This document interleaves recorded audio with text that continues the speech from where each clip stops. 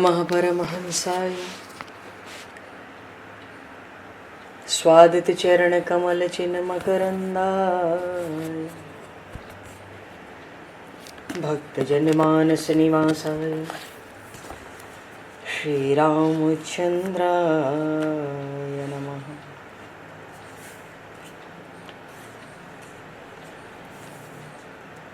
वंदे विदेहतनया पदपुंडरीकं केशौरसौरभसमाहत योगिचेतं हन्तुं प्रतापमनिशं मुनिहंससेव्यं सन्मानशालिपरिपीत परागपुञ्जम्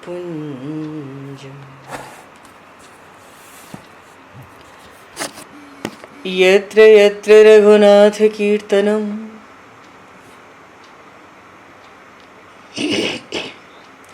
तत्र तत्र कृतमस्तकाञ्जलिं बाष्पवारि परिपूर्णलोचनं मारुतं नमत राक्षसान्तकं कुन्द इंदुसमदेह उमारमण करुणायन जाहि दीन परनेह करहु कृपा मर्दन मयन।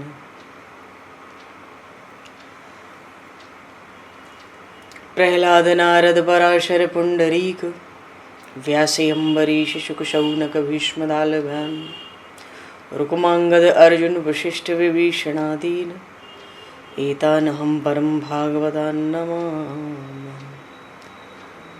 श्री सीतानाथ समारंभां श्री रामानन्दार्य मध्यमाम् अस्मदाचार्य पर्यन्तां वन्दे गुरु परम्पराम्।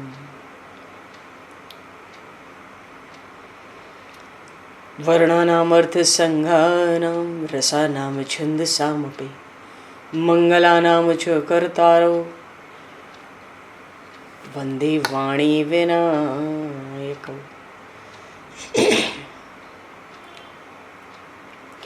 नान्यास्पृहा रघुपते हृदये स्मदीये सत्यं वदामि च भवान् किलान्तरात्मा भक्तिं प्रयक्ष रघुपुङ्गवनर्वरां मे कामादिदोषरहितं कुरु मानसं च।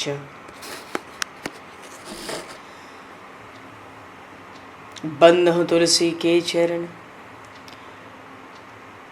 भक्त भक्ति भगवंत गुरु चतुर्नाम वपु एक तिनके पद वंदन के नाशहि विघ्न अनेक।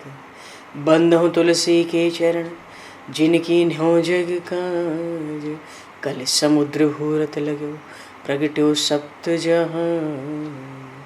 श्री गुरु चरण सरोज रज निज मन मुकुर सुधार वर्णो रघुवर विमल यश जोदायक फल चार। हरि शरण। श्री राम जय राम जय जय राम।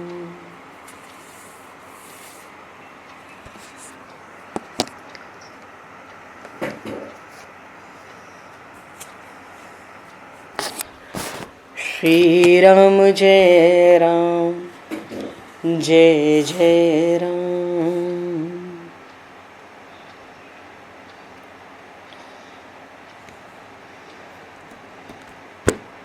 सीताराम जय सीताराम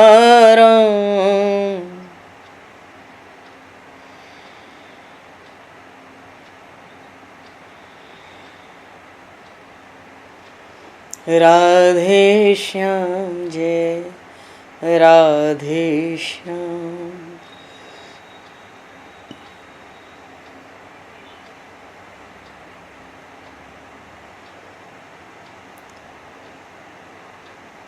जय रघुनंदन जय सिया राम।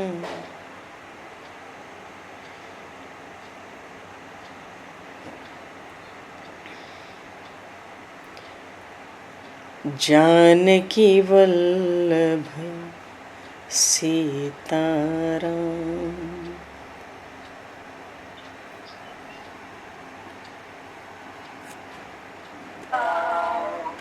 श्री राम जय राम जय जय राम।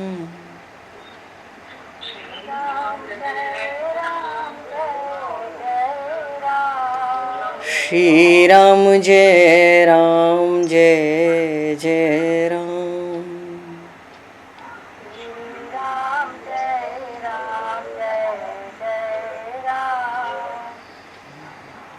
जय सिया राम जय जय हनुमान।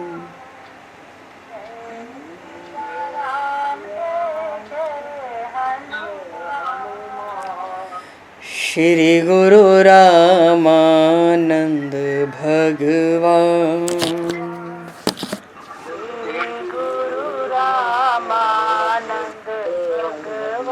श्री गुरु रामानंद भगवान।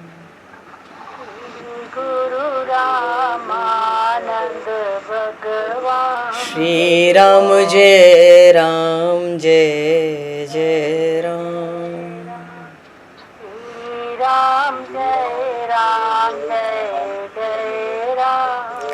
जय सिया राम जय जय सिया राम।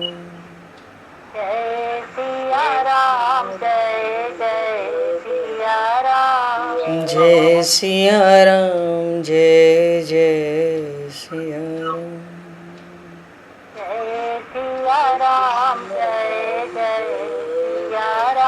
बोली सियावर रामचंद्र भगवान की जय। संपूर्ण राम दरबार की जय। श्री अवध मिथिला धाम की जय। श्री बांके बिहारी लाल की जय। 84 कोस ब्रजमंडल धाम की जय। श्री रामचरितमानस जी महाराज की जय। श्रीमन्नाम महाराज की जय। श्री पंडरीनाथ भगवान की जय।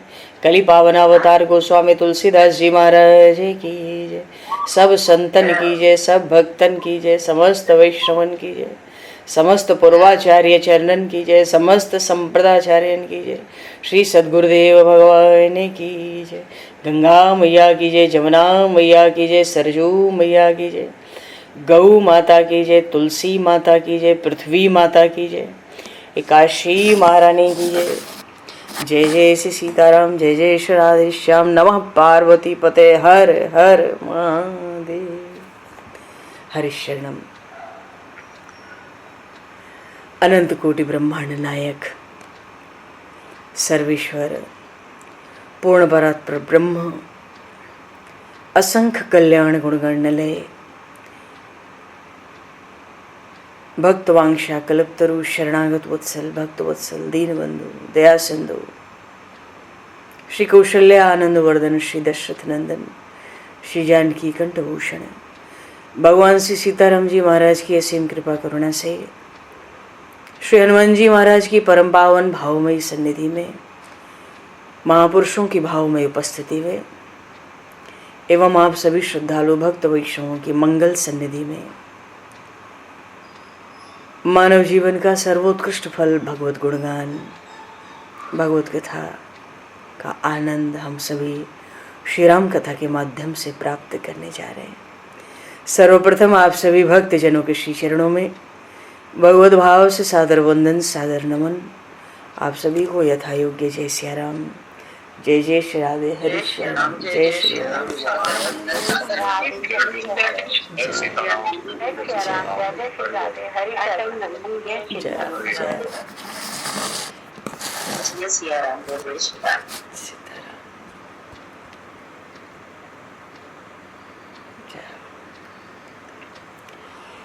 श्री रामचंद्र चरणों मनसा स्मरामि।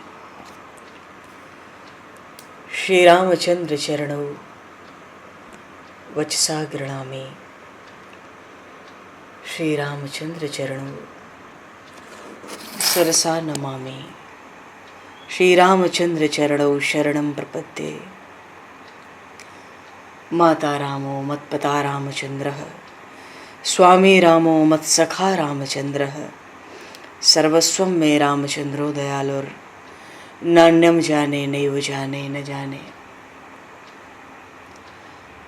मंगलम कौशलेन्द्रस्य महनीय गुणालये चक्रवर्ती तनुजाय सार्वभौमाय मंगलम रामं रामानुजं सीतां भरतं भरतानुजं सुग्रीवं वायुसूनं च प्रणमामि पुनः पुनः। नमोस्तु रामाय सलक्ष्मणाय दिव्यै च तस्मै जनकात्मजाय। पूर्व प्रसंग में भगवान शिव, माता सती का प्रसंग। माता सती को भगवान श्री राम को राजकुमार के वेश में देखकर या मनुष्य शरीर धारण कर देखने से बड़ा मोह व्याप्त हुआ और भगवान शिव ने बड़ा चाहा कि अज्ञान व्याप्त न हो, अज्ञान का अंधेरा न फैले, ज्ञान का प्रकाश करना चाहा। पर माता सती के भीतर ज्ञान का प्रकाश हो नहीं पाया।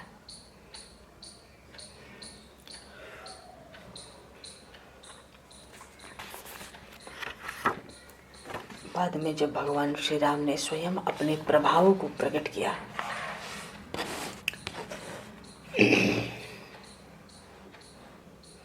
मन में दुविधा ज्यादा थी, उसको प्रकट नहीं किया पूरी तरह से, पर भगवान शिव तो सदा शिव है, अंतर्यामी है।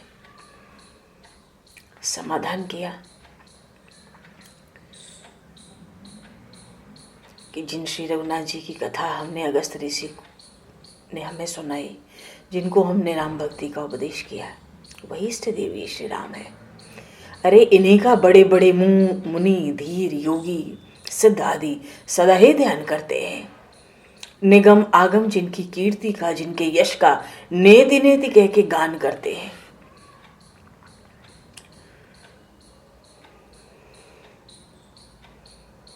जिनके देह धारण करने को असंभव समझकर तुम मन ही मन तर्क करती हो। तुम्हें लगता है कैसे खोजते हैं, अज्ञ इव नारी, बिल्कुल अज्ञानी की तरह स्त्री की खोज कर रहे हैं। अरे ये रघुकुल मणि राम व्यापक ब्रह्म है, जो कण कण में व्याप्त है। अखिल ब्रह्मांड नायक है, मायापति है, अपनी लीला से अपने भक्तों के कारण अवतार धारण किए हैं, पर बोध तो हुआ नहीं। भगवान शिव ने भी देखा भाई हरि माया बड़ी प्रबल है, परीक्षा लो। तो भगवान श्री राम तो सर्वज्ञ है, सर्वव्यापक है, सर्वसमर्थ है ना। माया का बल देखे तो हंसे, माया का बल क्यों? अरे भगवान शिव के समझाने पे जो नहीं समझाया, नहीं समझा तो वहाँ तो माया का ही बल है। भगवान हंस गए कि देखो ना माया के चक्कर में कौन कौन आ जा रहे हैं। हाथ जोड़कर प्रणाम करके माता सती से पूछा, आज वृषकेतु, आशुतोष, भगवान शंकर कहाँ है? आप वन में अकेली क्यों फिर रही हो? प्रश्न क्या किया भगवान ने? तो सती जी पर स्पष्ट प्रकट कर दिया कि आप मुझे अज्ञानी समझने का जो तर्क कर रही थी वो सब व्यर्थ है। वो तो श्री सीता जी का रूप धारण करके आई।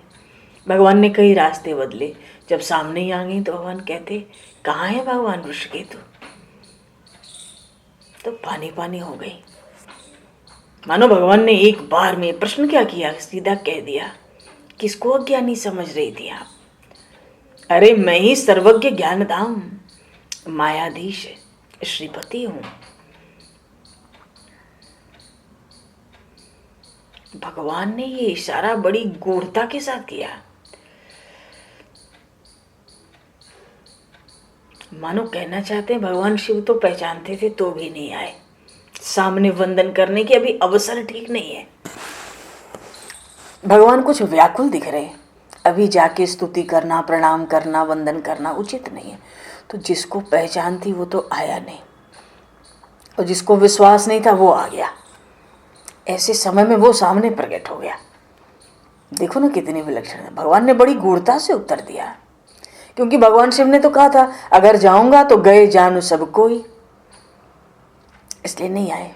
अपने साथ पिता का नाम लेकर सती जी को प्रणाम किया।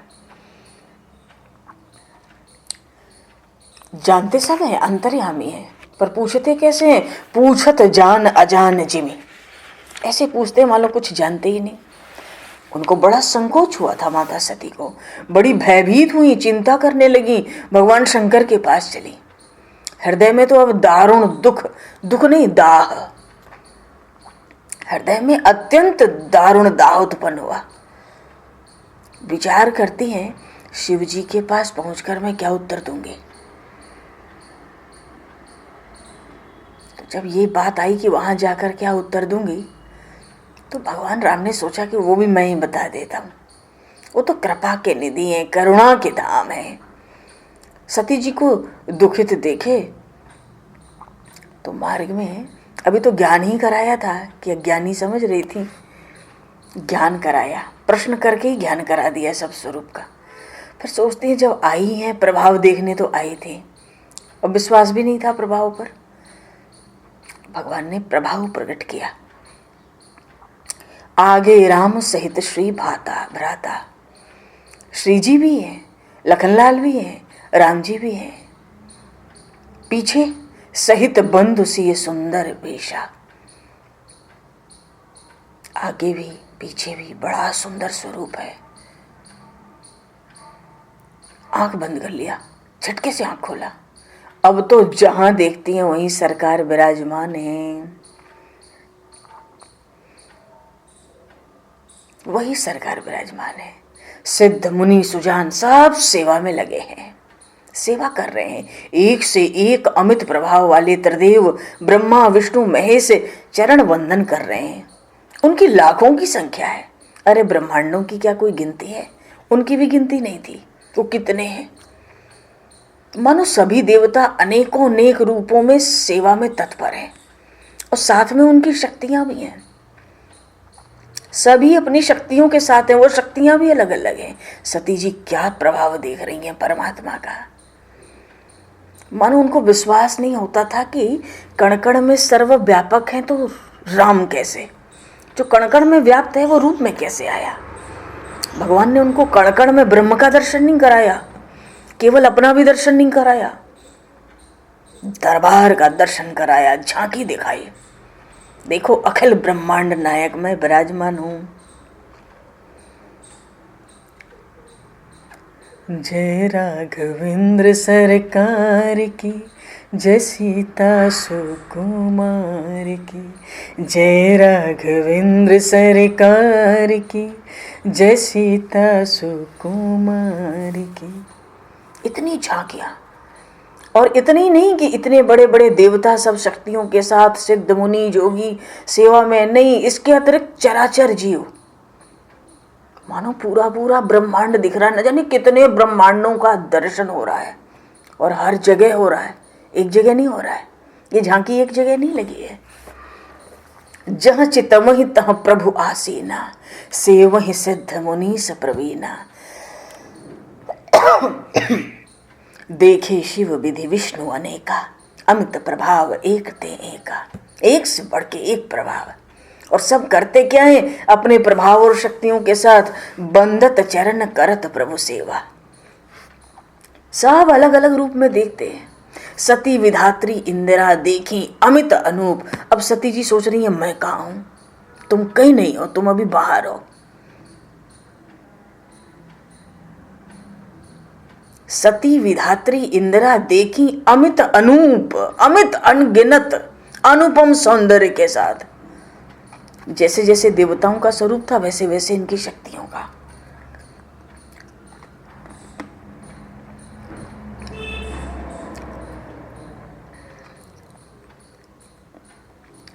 तो जीव चराचर जो संसार, चर अचर जितना संसार ब्रह्मांड में वो सब दिख रहा था। मानो नदी पहाड़ पेड़ पौधे पशु पक्षी जान सब कुछ दिख रहा था। और सामान्य एक जैसा नहीं था, क्योंकि वहां कई ब्रह्मांडों के दर्शन थे। तो देखे सकल अनेक प्रकारा। आज यहाँ पशुओं की आकृति कुछ है, किसी ब्रह्मांड में पशु कुछ और आकृति के होते होंगे, उनको पशु कहते होंगे। तो सब कर क्या रहे हैं? पूज ही प्रभु ही देव बहुवेशा, तरह तरह से रूप धारण करके और तरह तरह से भगवान का पूजन कर रहे हैं, सब सेवा में खड़े हैं, पर राम रूप दूसर नहीं देखा। वहां तो लाखों करोड़ों ब्रह्मा विष्णु महेश हैं, लाखों करोड़ों सती विधात्री इंद्रा दिख रही हैं, पर राम रूप दूसर नहीं देखा। राम जी एक ही है, पर सीता सहित नवेश गनेरे, श्री जानकी जी भी वही है, उनके बहुत से रूप नहीं है, वो एक ही है। अब तो हृदय कांप उठा, हृदय कंपतन सुधि कछु नाहि, आंख बंद करके रास्ते में ही बैठ गई, बैठ के फिर आंख खोला, फिर कुछ नहीं दिखा। अब तो व्याकुल हो गई, मनि मन पुनि पुनि नाय राम पद सीसा।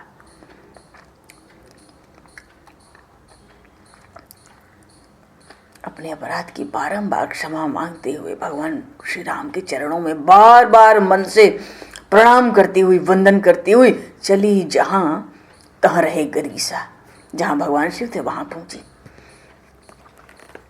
गई। वहां पर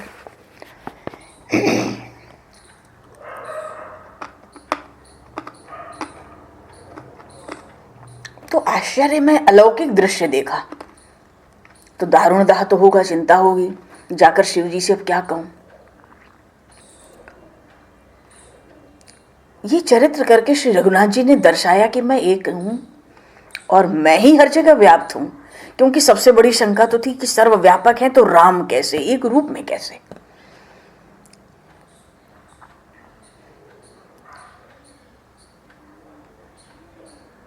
लीला देखी, भय से कांपी, बेसुध हो गई, फिर देखा तो कुछ नहीं। बारंबार प्रभु को सर नवाकर भगवान शंकर के पास गई, डर तो मन में बहुत था, तो सत्य घटना का वर्णन नहीं किया। भगवान शिव ने हंसकर पूछा, कैसे परीक्षा ली, कुछ तो बताओ। कहते हैं, कहो सत्य सब बात, सत्य सत्य मुझे सब बात बता दो, तुमने परीक्षा कैसे ली। प्रभु ने, भगवान शिव ने हंसकर पूछा। पर सती समुझ रघुवीर प्रभाव, भय बस शिवसन कीन्ह दुराव।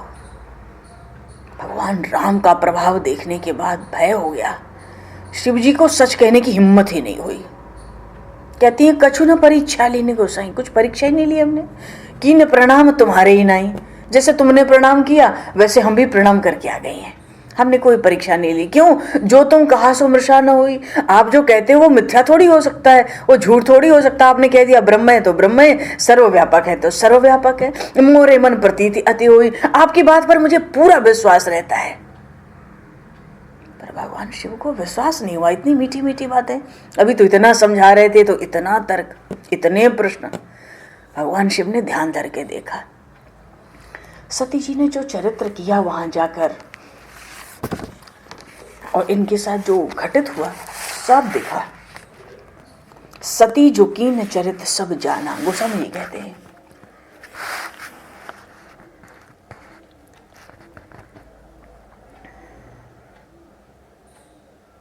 तो भगवान शिव ने ये निष्कर्ष निकाला कि सती ने परीक्षा ली और हमसे झूठ भी कहा कि परीक्षा नहीं ली, तुम्हारी तरह प्रणाम करके आ गए। तो सती का ये जो कर्म है ये भक्ति के विरुद्ध है। तो मन ही मन जन्म भर के लिए सती का त्याग कर दिए। क्यों? बहुरी राम माया ही सिर नावा। भगवान राम क्योंकि मायापति हैं भाई, मायाधीश है, माया के स्वामी हैं। कहते हैं उनकी माया को सिर नवाया, अपने इष्ट देव भगवान श्री राम की माया को सिर झुकाया।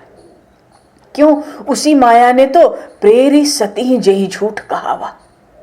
उस माया ने तो प्रेरणा दी, आज सती ने मुझसे झूठ कहा। इसलिए मैं यही समझता हूं, हरि इच्छा भावी बलवाना, जो प्रभु की इच्छा होगी मेरे वही होगा। दुख व्याप्त गया भगवान शिव के भीतर, सती कीन सीता कर भेषा। इसलिए हृदय में बड़ा विषाद, बड़ा दाह हुआ भगवान शिव के। अरे इन्होंने तो माता का रूप धारण किया, पर ये भी विचारते हैं कि बड़ी पवित्र है ये, परम पुनीत न जाए तजी। इतनी पवित्र है सती कि इनको कैसे त्यागा जाए। पर भीतर से सोचते हैं कि ये प्रेम बड़ पाप, अगर प्रेम का व्यवहार रखा तो बड़ा पाप होगा। क्यों? सती जी का कर्म भक्ति के विरुद्ध हुआ। प्रभु श्री राम उन शिव जी के इष्ट देव हैं, परीक्षा भी ली तो सीता जी का रूप धारण किया। पर भगवान शिव ने प्रकट होकर कुछ नहीं कहा, पर हृदय में बड़ा संताप है, बड़ा भारी संताप है।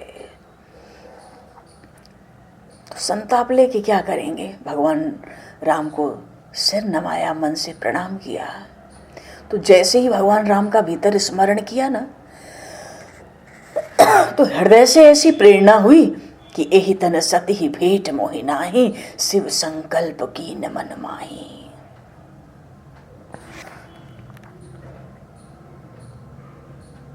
तो मन ही मन भक्ति के विरुद्ध कर्म के आचरण को जानकर मन ही मन जन्म भर के लिए सती जी का त्याग कर दिया। और स्वयं भगवान शिव, अच्छा भीतर ही संकल्प कर लिया, बाहर कुछ भी नहीं कहा। सती जी पीछे पीछे चल रही थी। अब तो कैलाश की ओर चले भगवान, चले भवन सुमिरत रघुवीरा। उन्हीं भगवान श्री राम की महिमा का स्मरण करते हुए कैलाश की ओर चले। तब तक आकाशवाणी हुई, जय महेश भली भगति दृढ़ाई। वाह, आपके जैसा भक्ति का प्रभाव प्रकट करने वाला दूसरा कौन है? भक्ति हो तो ऐसी हो। क्यों? असपन तुम बिनु करई को आना। आपके बिना ऐसी प्रतिज्ञा, ऐसा प्रण कोई कर नहीं सकता। अरे आप तो राम जी के परम भक्त हैं, सर्व समर्थ हैं, अविनाशी भगवान ईश्वर हैं। पर जब आकाशवाणी हुई तो सती जी ने भी सुना। सोचती क्या है? भगवान शिव से पूछती हैं बड़े संकोच से, कीन कवनपन कहो कृपाला, सत्यधाम प्रभु दीन दयाला। आपने क्या प्रण किया? भीतर आपके ऊपर फूलों की वर्षा हुई, आकाशवाणी हुई। बहुत तरह से पूछा सती जी ने, पर उन त्रिपुरारी ने, उन भगवान शिव ने कुछ नहीं कहा। तो हृदय में सती जी ने अनुमान कर लिया कि ये तो सर्वज्ञ हैं, अविनाशी हैं, ईश्वर हैं, इन्होंने सब जान लिया। कीन कपट में संभूषण, बस जान लिया। देखो एक बात है, दूध होता है और पानी होता है। दूध में पानी की कोई कीमत तो होती नहीं ऐसी। दूध की 1 लीटर की भी कीमत होती है, पर उस पानी की कोई कीमत नहीं, दूध की इतनी कीमत। पर वही पानी दूध में मिला दिया जाए तो पानी की भी उतनी ही कीमत होती है जितनी दूध की। ये तो प्रीति की रीति है ना, प्रेम की रीति है। दूध को पानी से बड़ा प्रेम है। वो कहता है तुम मुझ में मिल जाओ, तुम्हारी कीमत कुछ नहीं है, तुम्हारी कीमत मेरी कीमत होगी। जो मेरी कीमत है वो तुम्हारी कीमत होगी, जो मेरा मान सम्मान आदर है वो तुम्हारा होगा। दूध कहता है पानी से तुम मुझ में मिल जाओ ना। तो ये प्रेम की बात है ना।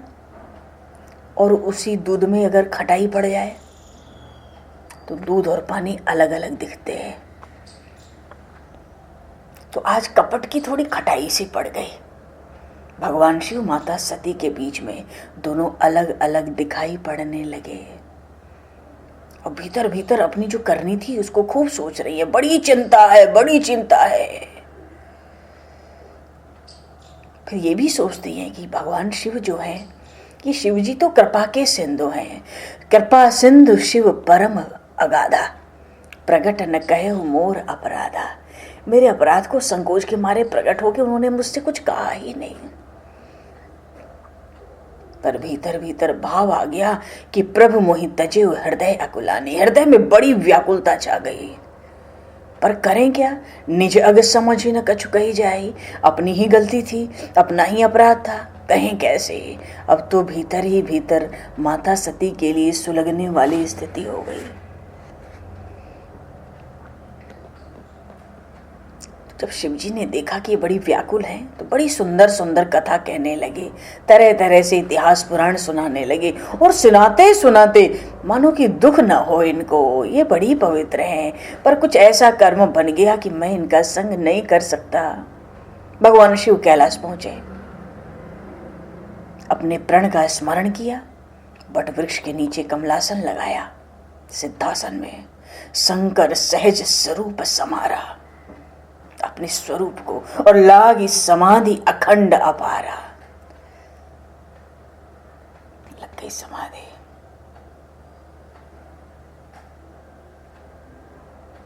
और सती जी कैलाश में, वहीं पे भगवान शिव समाधि में। अब तो एक एक दिन मानो एक एक युग के समान बीत रहे हैं। रोज सोचती हैं कब ये दुख मिटेगा, कब दुख मिटेगा। मैंने जो श्री राम का अपमान किया, फिर अपने पति की वाणी को भी झूठा माना, उसी का फल मुझे विधाता ने दिया है। जो विधाता ने मेरे साथ किया है उचित ही किया है, पर हे विधाता तेरे लिए ये उचित नहीं है कि शंकर विमुख जियावसी मोहि। सुंदरकांड में जब हनुमान जी महाराज आए तो श्री सीता मैया ने हनुमान जी महाराज से कहा था,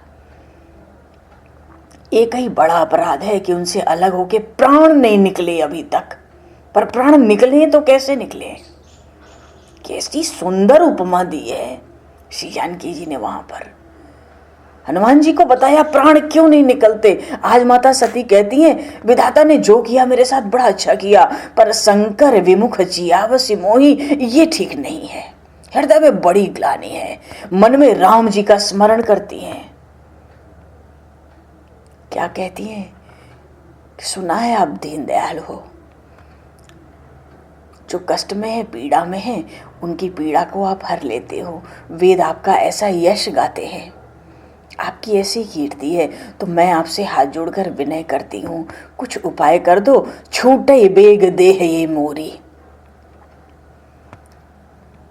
जो मोरे शिव चरण स्नेहु, मन क्रम वचन सत्य व्रत एहु। अगर भगवान शिव के चरणों में मेरी पूर्ण निष्ठा है, मनसा वाचा कर्मणा, तो ये शरीर जल्दी छूट जाए। हे राम जी आप यही कृपा करो। ये तो बैठ गए समाधि में। शंका भी वही थी, कृपा भी वही होती है। तो कहती हैं आप तो समदर्शी हो, तो कुछ जल्दी उपाय करो। होई मरण जही बनही बिनहि श्रम दुसह विपत्ति बिसाए। मरण हो जाए, इस दुसह विपत्ति को हम उनसे अलग होके सहन नहीं कर सकते। बड़ा भारी दुख है भीतर। तो कितना समय बीता भगवान शिव को समाधि में? बीते संवत सहस 87,000 वर्ष।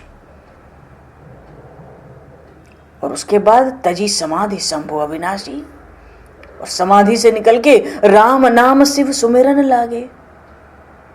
सती जी को पता पड़ी, जाने ओ सती जगतपति जागे। सती जी को मालूम पड़ा शिव जी उठ गए, आके चरणों में वंदन किया, प्रणाम किया, दौड़ कर आई। भगवान शिव सन्मुख शंकर आसन देना, बामांग में नहीं बैठाया, क्योंकि भीतर से प्रण कर लिया था। सन्मुख सामने बैठाया, आसन देकर बैठाया, और बड़ी सुंदर सुंदर भगवान की कथा सुनाने लगे, पर राम जी की कथा नहीं सुनाई। भीतर दुख तो था ही भगवान शिव को, तरह तरह की कथा कि इनका दुख कुछ कम रहे, ये हमें नाराज न समझे, कोई बात नहीं, जो हो गया सो हो गया।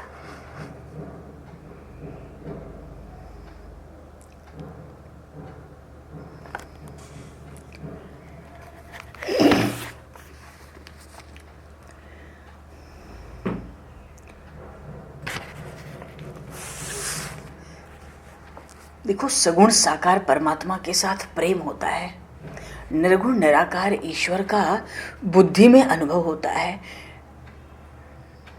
निराकार ब्रह्म बस है, केवल इतना ही है। निराकार ब्रह्म का हमारे लिए अधिक उपयोग नहीं है। लकड़ी में अग्नि तो है, सब जानते हैं, लकड़ी के तो एक एक कण में अग्नि है। तो जिस समय ठंड लगती है उस समय लकड़ी में जो अग्नि है उसको छू लें तो कोई काम बनेगा क्या? अग्नि क्या गर्मी देगी? भाई भीतर तो है, प्रकट थोड़ी है, भीतर है, लकड़ी के कण कण में अग्नि है। केवल जानने से और होने से तो कोई कहे भोजन बनाना है तो भोजन बन जाएगा क्या? लकड़ी के तो अणु परमाणु में अग्नि है, दूध के तो एक एक कण में माखन होता है।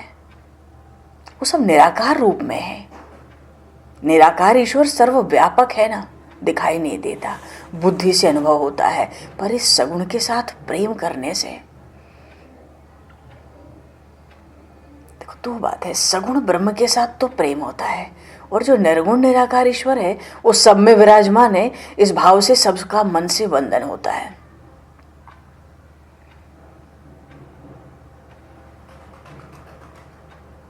वो तो सर्वकाल, अरे शंख चक्र गदा पद्मा हाथ में हूं, उसी को ईश्वर कहते हैं क्या? हाथ में त्रिशूल धारण करने वाला ईश्वर नहीं है क्या? हाथ में धनुष बाण हो तो वो क्या ईश्वर नहीं है? ईश्वर का कोई एक स्वरूप निश्चित तो किया नहीं गया है कि वो अमुक स्वरूप में दिखेगा वही ईश्वर कहलाएगा। जगत में जितने रूप दिखते हैं ना, तत्व से परमात्मा के ही रूप हैं। वो आया ना, अनेक रूप रूपाय विष्णवे प्रभु विष्णवे। आकार भले ही अलग अलग दिखाई दे, पर सब आकारों में ईश्वर तत्व तो एक ही है ना। माला में फूल अनेक हैं, अनेक प्रकार के हैं, पर धागा तो एक ही है। गीता जी में भगवान ने कहा, आज्ञा की है, मयि सर्वमिदं प्रोक्तम सूत्रे मणिगणा इव। तो मानो आकार भिन्न भिन्न है हमारे, पर सब में रहने वाला ईश्वर तत्व तो एक ही है। गाय काली हो, धौरी हो, गोरी हो, लाल हो, सफेद हो, दूध तो सफेद ही होगा।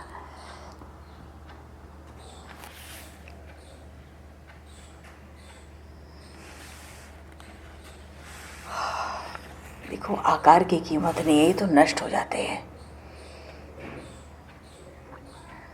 हमारे सनातन धर्म में कोई कोई कहते हैं बड़े देव हैं। भैया सनातन धर्म में देव अनेक हैं, पर ईश्वर अनेक नहीं है। एक ही ईश्वर अनेक रूप धारण करता है। गर्ग संहिता में एक कथा आती है। भगवान श्री कृष्ण से मिलने के लिए श्री राधा रानी व्रत कर रही थी। तो श्री कृष्ण का दर्शन हो इसलिए श्री जी का ये व्रत था। तो क्या करती, तुलसी जी में बालकृष्ण लाल जी को पधरा करके श्री बालकृष्ण लाल की सेवा करती, परिक्रमा करती। पर उनके जो पिताजी थे ना, वृषभानु बाबा, उनकी ऐसी व्यवस्था थी कि श्री राधा जी के महल में किसी पुरुष का प्रवेश हो नहीं सकता था। पहरा भी था, पहरा था सखियों का ही। बरसाने हम लोग गए होंगे, वहां श्री जी का महल है, वहां सखियों का ही पहरा है। पर श्री जी को, लाडली जी को बड़ी आतुरता हुई कि मुझे श्री कृष्ण से मिलना है, मुझे श्री कृष्ण के दर्शन करने हैं। तो देखो, ये यथा माम प्रपद्यन्ते तांस्थैव भजाम्यहम्। हम उधर भगवान श्री कृष्ण को भी बड़ी उत्सुकता हो गई। उत्सुकता क्या, आतुरता हो गई कह लो, दर्शन की, मिलन की। भक्त जैसे भगवान का स्मरण करता है, भगवान वही भाव धारण करते हैं। भगवान वश में ही नहीं अपने, उनको वो भाव सहज प्रकट होता है। अब भगवान ने सोचा कि वो दर्शन के लिए व्याकुल है, मिलने के लिए, तो मैं भी तो मिलने के लिए, दर्शन के लिए व्याकुल हूं, क्या करूं। कन्हैया ने विचार किया, मैं पीतांबर पहनकर जाऊं तो मुझे कोई अंदर जाने देगा ही नहीं, और मुझे अंदर जाना ही है। तो उस कन्हैया लाल ने क्या किया, चंद्रावली सखी है श्री जी की, चंद्रावली सखी से कहा, आज अपना समस्त श्रृंगार तू मुझे धारण करा।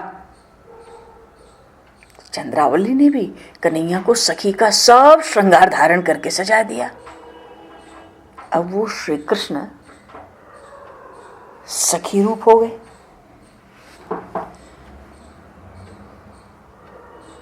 तो वहां गए, वृषभानु बाबा वहां विराजमान हुए थे। उन्होंने सोचा मेरी राधा से मिलने के लिए उसकी कोई सखी आई है। श्री कृष्ण अंदर गए और श्री राधा रानी से मिले। देखो भगवान साड़ी पहन लेते हैं,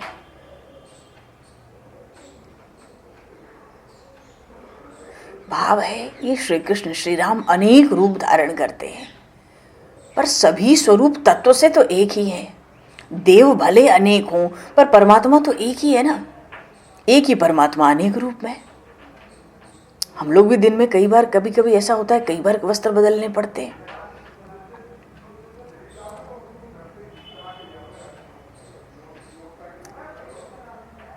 भगवान का तो भाव है, मैं भक्तों के अधीन हूं। अब माता सती भगवान राम की भीतर भीतर भक्ति कर रही है। उनको पता पड़ा है तत्वों की दृष्टि से सगुण निर्गुण दोनों एक ही हैं। माता सती को पता पड़ चुकी है श्री राम निर्गुण निराकार हैं, श्री राम सगुण साकार भी हैं। तत्व की दृष्टि से दो अलग नहीं है, एक ही है। वो तो चाहती हैं कि हे प्रभु ये शरीर अब छूट जाए किसी भी प्रकार। लीला करने के निमित्त ही निराकार ब्रह्म ही साकार रूप धारण करके आता है।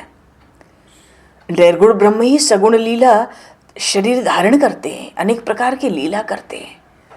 परमात्मा आनंद स्वरूप है, तो दिव्य लीला देखकर,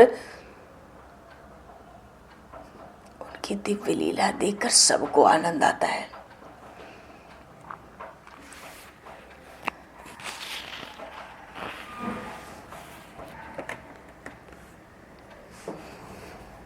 शिवजी समाधि में बैठे, भगवान शंकर समाधि और कथा ये दो ही काम हैं उनके, समाधि में बैठना और कथा करना। लोग कहते हैं शिवजी में तो तमोगुण प्रधान है, संहार करते हैं सृष्टि का। शिवजी तो तमोगुणी। अरे शिवजी में अगर तमोगुण जरा भी आ जावे तो क्या समाधि में बैठ सकते हैं? नहीं बैठ सकते। प्रलय काल में भगवान शिव तमोगुण को स्वीकार करते हैं प्रलय के लिए। भगवान विष्णु जब राक्षसों को मारते हैं तो उस समय भी उनको क्रोध आता है। नरसिंह भगवान ने राक्षसों का वध ही किया, क्रोध से अवतार लिया। ब्रह्मा जी तो सृष्टि में आरंभ से रजोगुण को स्वीकार करते हैं। देखो दक्ष प्रजापति आने वाले हैं तो ब्रह्मा जी रजोगुण से सृष्टि चलाते हैं, भगवान शिव तमोगुण को कुछ पल के लिए स्वीकार करके प्रलय करते हैं। उनके पास तो दो ही काम है, कथा करना, समाधि में बैठना। वहां तो तमोगुण का स्पर्श भी नहीं है। ब्रह्मा जी भी रजोगुणी नहीं है, वो सत्वगुणी है। और भगवान शंकर तमोगुणी नहीं है, अरे वो निर्गुण है। कहते हैं ना, कस्तम चराचरम गुरुम निर्वैरम शांत विग्रहम। शिव जी का स्वरूप अत्यंत शांत है, वो निर्गुण ब्रह्म है। अच्छा, सत्वगुण हो, मानो सत्वगुण तो गाय के समान है और रजोगुण बंदर के समान है, तमोगुण शेर बाघ के समान है। क्या भाव है कहने का? अरे गौ माता को वश करना बड़ा सरल है, वो सत्वगुण का स्वरूप है।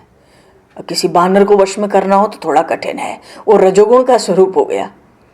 और शेर बाघ आ जाए भैया, उनको वश में करना अत्यंत कठिन है।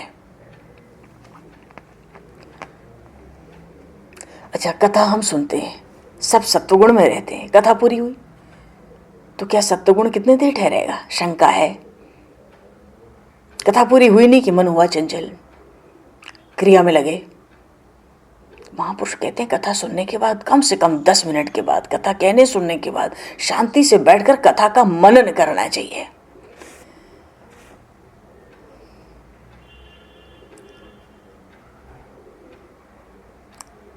दक्ष प्रजापति नायक हुए प्रजापतियों के।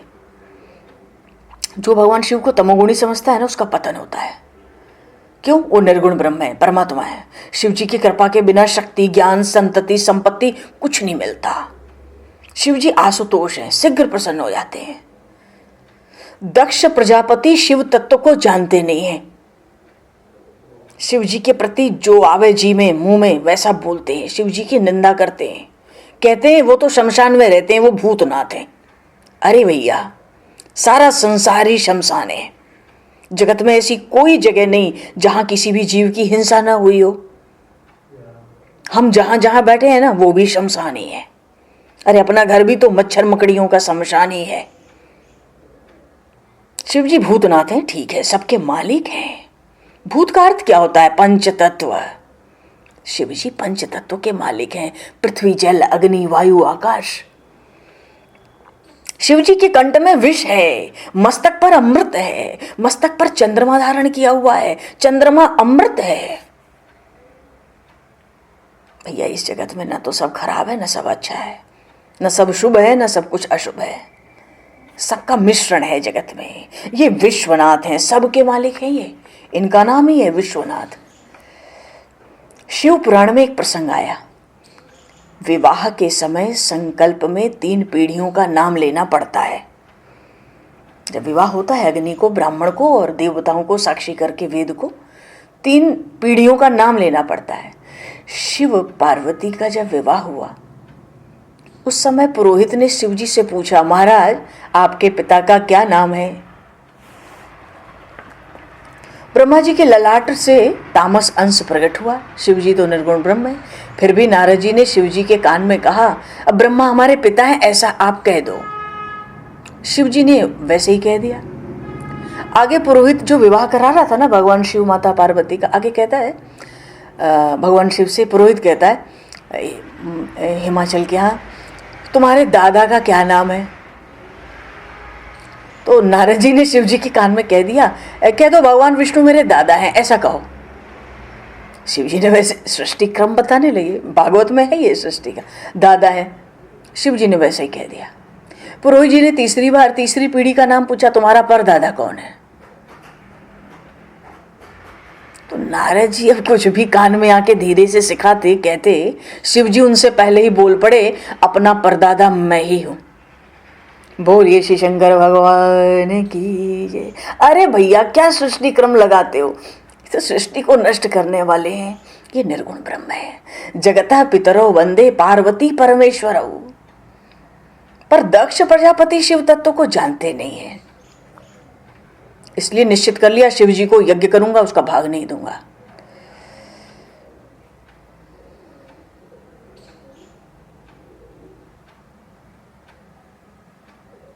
अच्छा, बहुत से लोग देवताओं को विशेष रूप से नहीं मानते। किसी देव विशेष को न मानने से अनन्य भक्ति होती नहीं। कोई न कोई तो इष्ट होना ही चाहिए, जिसको भी हम इष्ट माने उसको पूर्ण माने। दक्ष प्रजापति ने ऐसा निश्चय किया कि मैं नारायण की पूजा करूं और शिव जी की पूजा ना करूं। उन्होंने देवता गंधर्व किन्नर सभी को निमंत्रण भेज दिया। किन्नर नाग सिद्ध गंधर्वा बधुन बधुन समेत चले सुर सर्वा।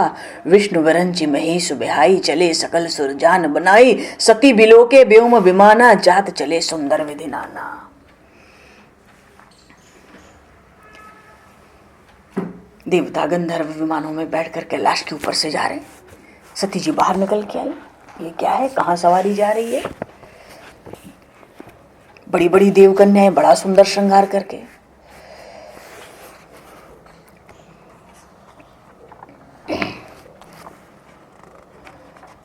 सब जा रहे हैं, सब सज धज के अपने अपने परिकर में जा रहे हैं। आकाश में विमान ही विमान छा गए। देवता देवों के परिकर में बड़ा सुंदर गान हो रहा है। इतना सुंदर गान हो रहा है कि सुनत श्रवण छूटे मुनि ध्याना।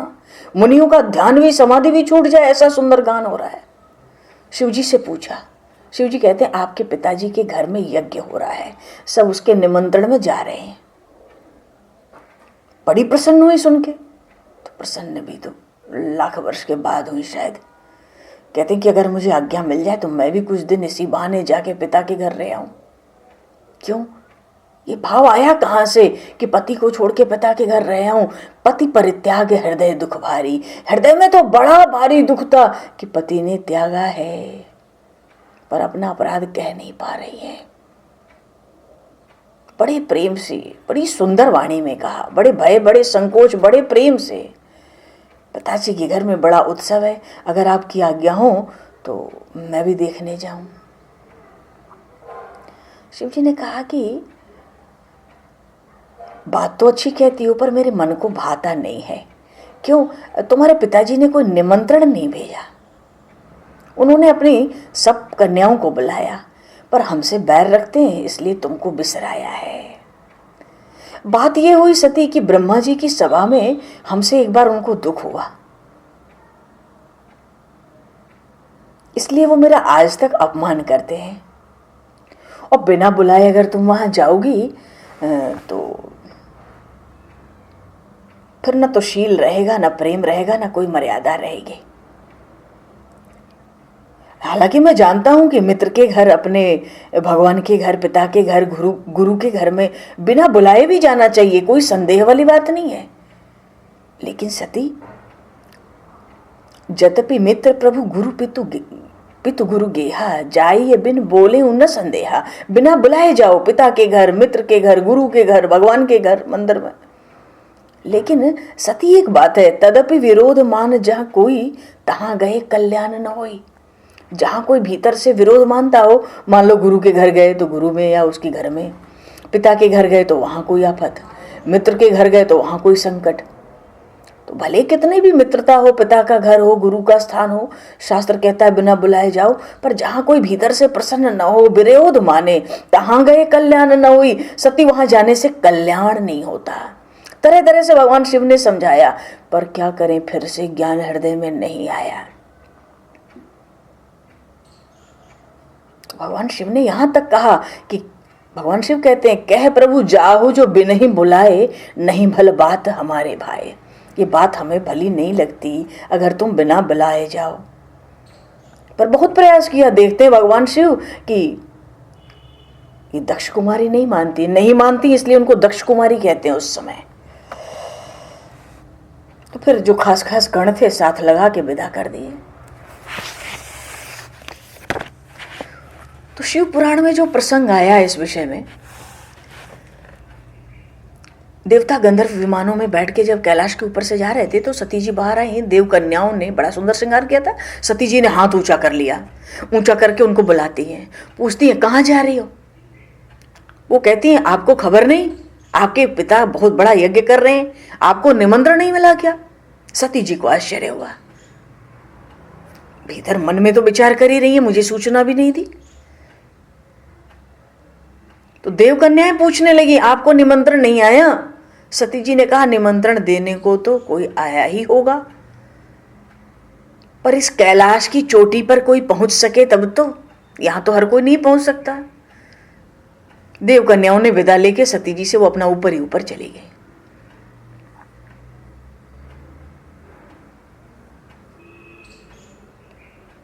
तब भगवान शिव से सब बात कही।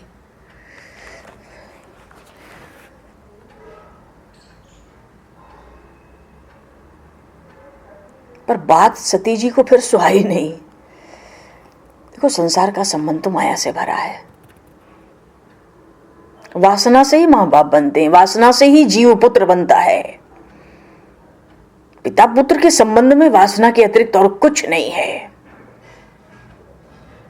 और बाप की वासना घर में बाकी रह गई तो बाप ही बालक बनकर घर में आ जाता है।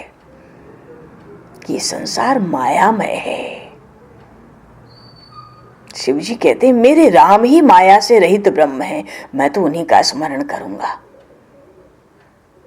आज सती जी को ये ज्ञान भक्ति की बातें ज्यादा अच्छी नहीं लग रही थी।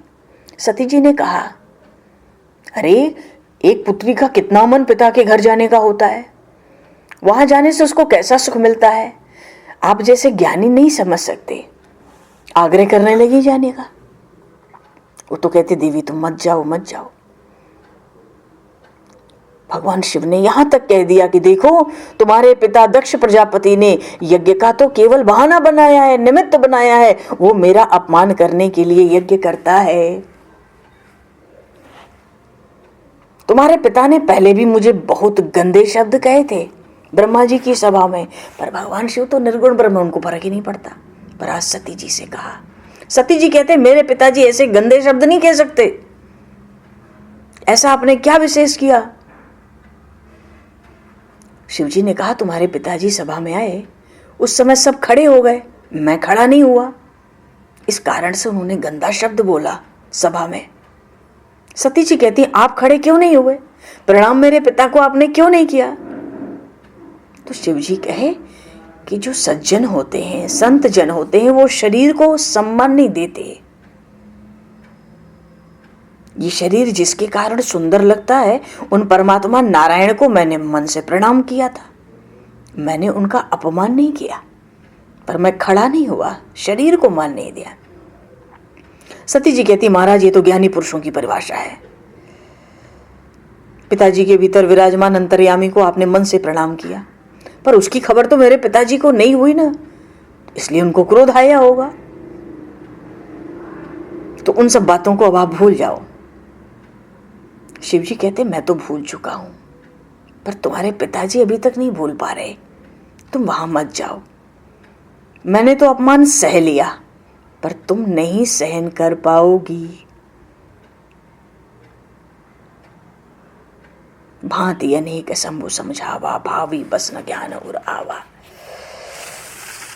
अब तो सती जी के मन में पीहर का प्रेम और पति प्रेम के बीच में खींचातान चलने लगी। अंत में उन्होंने यही निश्चय किया कि पिता और पति के मध्य मुझे विवेक से समाधान करना है।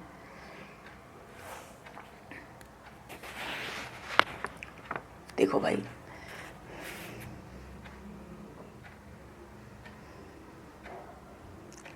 घर में अगर झगड़ा हो तो उस दिन घर से बाहर नहीं निकलना चाहिए। शास्त्रों की बातें हैं, हर छोटी बड़ी बातों का प्रमाण शास्त्रों में है। घर में झगड़ा किसी दिन हो जाए तो उस दिन घर से बाहर नहीं निकलना चाहिए, नहीं तो घर के जो वास्तुदेव है ना, वो श्राप देते हैं। तो घर में जिसको समझाना है 2-3 बार समझाओ, ना माने तो छोड़ दो, क्योंकि बिना ठोकर खाए ठीक से कोई बात जल्दी मानता नहीं है। सबको अपनी ही बुद्धि, अपने ही अनुभव पर श्रद्धा है। कोई सामने वाला सरल होके सरल बात तरीके से बता दे तो कभी कभी नहीं होती है। सती जी नहीं मानी, चल पड़ी, और आज ही चल पड़ी। तो शिवजी ने अपने नंदिकेश्वर को इशारा किया। दौड़ते हुए नंदिकेश्वर माता जी के पास गए, कहा, मां मेरे ऊपर विराजो। पैदल चलकर जाना उचित नहीं है। सती जी नंदिकेश्वर पर विराज गई। अब श्रृंगी भृंगी सब गण साथ चले। सती भगवान शिव, देखो भाई, भगवान शिव ये जानते थे कि सती जी अब वापस नहीं आएंगी। खटका तो कुछ सती जी के मन में भी हो रहा था, पर पति की बात पर पिता का पक्ष ऊपर रख दिया और यज्ञ मंडप में प्रवेश किया। और सभी देवताओं ने उठकर उन शिव शक्ति का सम्मान किया, उनको प्रणाम किया, उन पर वंदन किया। पर सती जी ने किसी पर दृष्टि थोड़ी डाली। अरे वो महान पतिव्रता है। दक्ष को प्रणाम किया, दक्ष ने मुंह मोड़ लिया। सती जी को शंका हो गई। उन्होंने चारों ओर देखा। यज्ञ मंडप में सभी देवताओं की पूजा हुई थी, पर भगवान शंकर के लिए एक सुपारी तक नहीं रखी गई थी। सती जी को पतिदेव का अपमान असहनीय हो गया।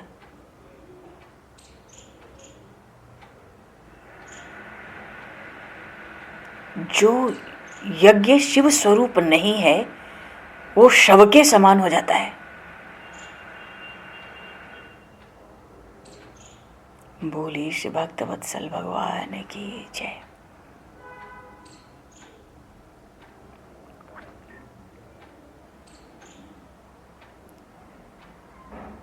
बोली श्री शंकर भगवान की जय। समय होता चलता है, प्रसंग का तो आगे विस्तार है, तो समय को दृष्टिगत करते हुए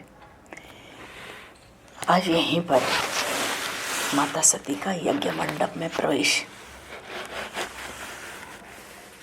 भांति भांति से देवताओं द्वारा उनका वंदन और भगवान शिव का भाग न दिखना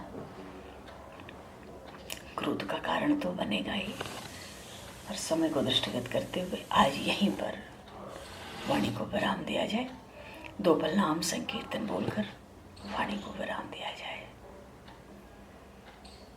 सीताराम जय सीताराम,